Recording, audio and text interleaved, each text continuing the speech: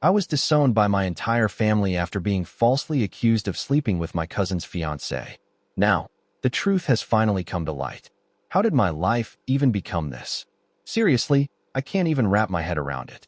Family disowned me, friends turned their backs, and I'm even banned from my favorite pub. I swear, I didn't do anything to deserve this. Okay, let me start by reintroducing myself. I'm Alex, and this is the living hell story that started about 3 months ago. I was honored to be a groomsman for my cousin, Ethan, who was getting married to Chloe. Chloe had been one of my closest friends since we were toddlers playing in the sprinklers. The wedding day arrived, and I was busy directing guests to their seats. Everything was normal until Ethan stormed in, dragging a group of groomsmen and other people after him, all looking agitated. Ethan looked at me and growled, "Alex." Before I could even mumble a reply, bam. A punch landed square on my face. Then, bam, bam. A combo of punches, you guys. He was yelling while hitting me. "How could you do this?" "I know everything." The groomsmen jumped in, finally yanking him away from me. I was astonished, my mind whirling, and I couldn't understand anything. What's going on? What did I actually do? They hurriedly took me out of the room, leaving me with a lot of questions in my head. The next stop was the clinic. My lip was swollen, my nose was bleeding, and my left eye was going black and blue. The doctor patched me up and asked if I wanted to pursue charges, but all I wanted to know was why Ethan had freaked out. Dad texted, "Wedding is off. You have till the end of the day to get your belongings out of the residence." WTF, I hadn't lived with my parents in months, but I still kept some stuff there. This text was like an extra hit in the belly, and I hurried immediately to their house to get some explanations. When I entered the house, my parents and siblings stared at me as if I were a criminal. It was then that I realized I was being accused of sleeping with Chloe, Ethan's future wife. What? I was shocked. I disputed it immediately, but no one listened. My brother slammed a bag containing my belongings at my feet and kicked me out. "Get out. Don't ever return." I was absolutely disoriented, not knowing what was going on or where it was coming from.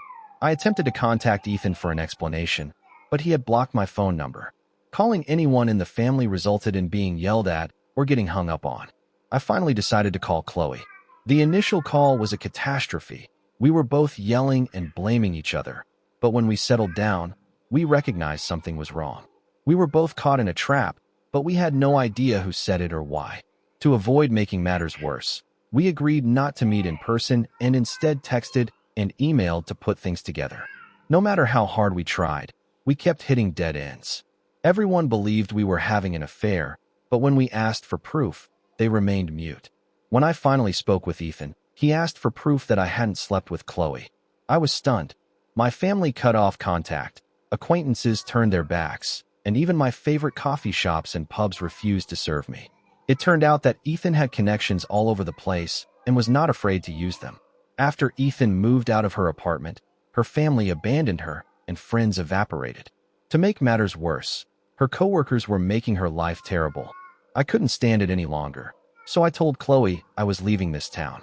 She agreed, and we decided it was better to go our separate ways and start over somewhere else. / Throwback Thursday, 5 years later. / It's been 5 years since I last had a proper conversation with my family. 5 years since my cousin Ethan's almost wedding. Back then, I was accused of sleeping with Chloe, his soon-to-be wife. Those accusations were completely fabricated, but who cared? Ethan punched me in front of everyone. The wedding was canceled, and my entire family turned their back on me. At first, I tried to clear my name, begging them to believe me. But after a while, I realized it was pointless, so I left everything behind and moved away. Chloe went through the same thing. Her family also believed the lies and disowned her, so she, too, decided to start over, but in different states. The incessant accusations and gossip exhausted me, so I decided to break off all links with people from my old life, except for Chloe. She was the only one who fully understood what I had gone through. We kept in touch through social media and the occasional phone conversation, but that was it. For the past 3 years, I've been with Olivia, an amazing woman. I told her the whole story about Chloe and me, every painful detail. Surprisingly, even though they've never met, Olivia and Chloe get along great. They even share a love for the Hunger Games. Every other week, they hop on Zoom, sipping wine and snacking, chatting about books and life. It's amazing.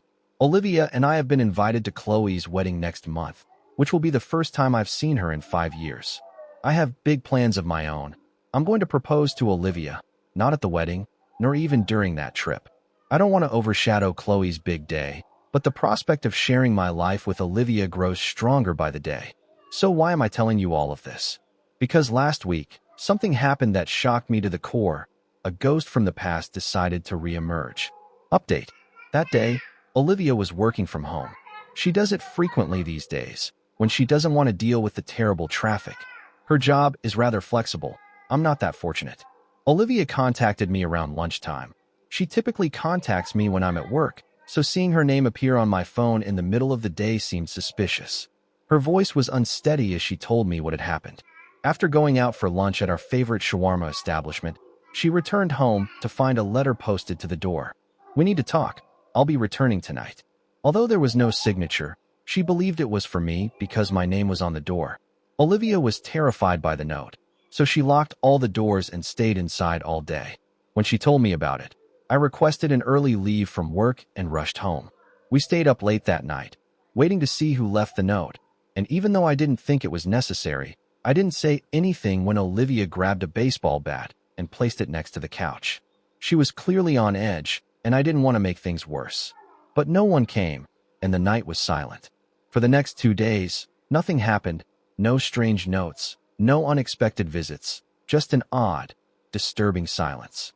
Then, on the evening of the 3rd day, the doorbell rang, and I opened it to see a man standing there, looking exhausted, as if he hadn't slept in days, and smelling faintly of alcohol. "Hey, Alex," he began, his voice raspy and familiar. "Long time no see." A shudder rushed down my spine as soon as he spoke. I recognized the person standing in front of me as Ethan. Honestly, I didn't want to allow Ethan in. The last time we spoke, he almost hurled a beer glass at my face, so when he popped up unexpectedly, I wasn't exactly rolling out the red carpet. This is how our first discussion went. "Ethan, won't you invite me in?" Me. "No, I don't think that will happen." Ethan. "Okay, fair enough. I came to apologize. I know the truth now." Me.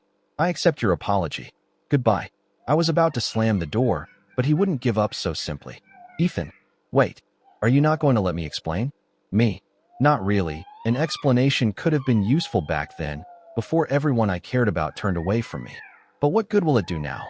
Ethan. "All right, you have a point. But I'd still like to apologize to Chloe. Can you provide me her contact information?" My response, "I could, but I'm not going to." Ethan. "Come on, Alex. I just want to apologize to her." Me. "I'll tell her you're attempting to contact out. If she wishes to talk, she will contact you directly, but you should keep away from her." That was all I wanted to say, so I slammed the door and went away. Through the door, I heard him cry, "Unblock your mother? She wants to speak to you." I didn't respond. Instead, I went straight to the living room, where Olivia was waiting. I told her everything that had just transpired, and we both agreed that the first step should be to phone Chloe. If anybody needed to know about Ethan's reappearance, it was her.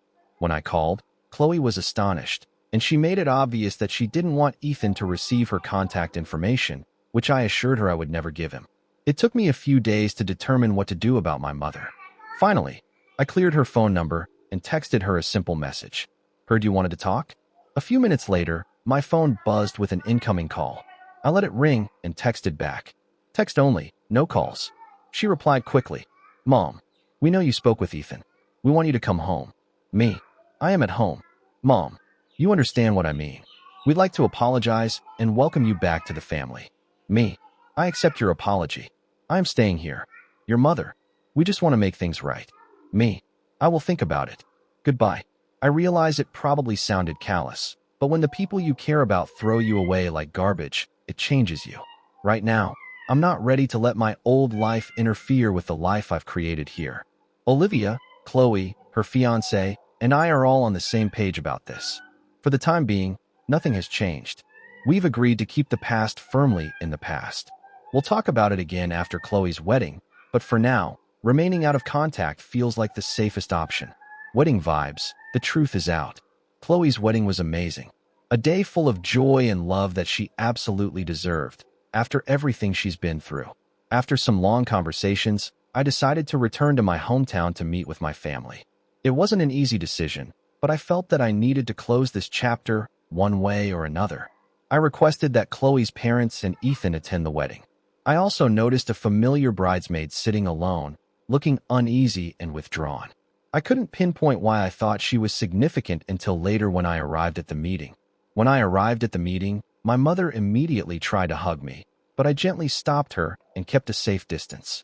Before anyone could say anything, I took out my phone, turned it on the speakerphone, and placed it in my shirt pocket. "Chloe's on the line," I stated. "She's listening to everything, but her microphone is muted. If she wishes to speak, she will unmute. If she decides she is finished with this talk, she will disconnect. It is entirely her decision." Chloe's father frowned. "Why isn't she here herself?" I looked him directly in the eyes and said, "Because she informed me last week that she doesn't feel safe after what occurred 5 years ago." Could you blame her? Ethan didn't just punch me that day. He also smacked Chloe, and didn't even give her the opportunity to defend herself. Hearing that, Ethan's face became pale, and a murmur of concern swept through the room. Yet, they eventually began to describe what had happened. 2 years after the scandal, Ethan married Megan, the bridesmaid I had noticed at the wedding. Their marriage was rocky from the start, with constant arguments. During one of those fights, about 6 months ago, Megan slipped up and admitted that she had sabotaged Chloe's relationship with Ethan, only to hear about it throughout their marriage. Megan stated that she was the one who told Ethan that Chloe was having an affair with me. She claimed to have observed it, but couldn't provide any evidence, and she made it all up to pull them apart. When Ethan brought this accusation to the family, everyone believed him without question. They assumed he wouldn't ruin his own wedding unless he had a good reason, and they just took Megan's word as gospel. They didn't stop to talk to me or Chloe, nor did they give us a chance to explain or defend ourselves. Now that the truth had been revealed, they wanted to apologize, make things right, and welcome us back into their lives. I sat there for a moment, contemplating what I'd just heard, before turning to Megan. "Let me get things straight. You wanted to be with Ethan so badly that you damaged Chloe's life to get her out of the way. You built your fleeting happiness on lies, on betraying those who trusted you. Was I just collateral damage? How does it feel to know that all you built was based on someone else's pain?" Next, I looked at Ethan. "We've grown up together, Guy. Chloe, you and I felt like family even before we became one. But instead of approaching us, you simply believed her falsehoods and tore our lives apart. How could you do that?" Finally, I addressed Chloe's parents and my own. "To both of you, I will pose the same question. You reared us. I believed you were aware of our identities. But when the initial complaint was leveled, you didn't even engage in a civil conversation. You did not believe we were worth the opportunity to defend ourselves. You basically assumed the worst and brushed us aside. How could you do it?" Nobody said anything. They just sat there in silence. Following a lengthy pause, I continued. "I know where I stand with all of you now. You made it apparent 5 years ago that you did not believe I was worth it. No phone call, no talk. You showed me my spot, but it isn't here. I cannot speak for Chloe. She will make her own decision on what happens next. If she accepts your apologies, she will contact you. But do not hold your breath. As for me, I'm finished. I'm returning to my true house, which I created after you all abandoned me. And while I'm relieved to finally know what occurred, all of this could have been avoided if anyone here had exercised common sense 5 years ago. Maybe this will still feel like home." I walked out, blocked their phones again, and contacted Chloe to make sure she hadn't missed anything crucial. We both decided that this was the end of the line, and we'd keep out of communication with everyone involved. The next morning, as I drove out of town, I had a sense of closure. This would be the last time I ever came back here. My future was waiting for me back home, with Olivia. I already had the ring, and it was finally time to ask her to marry me. Engagement goals, a new beginning, and that was how my life turned a new page. After all the pain and loss, I found true happiness. I learned that family isn't always blood, but the people who love and accept you unconditionally. I learned that the truth always wins, even if it takes a long time. And I learned that no matter what life throws at you, you can always stand up and build a better life. So, please do so and hit the notification bell to stay updated with more shocking real-life stories happening around you.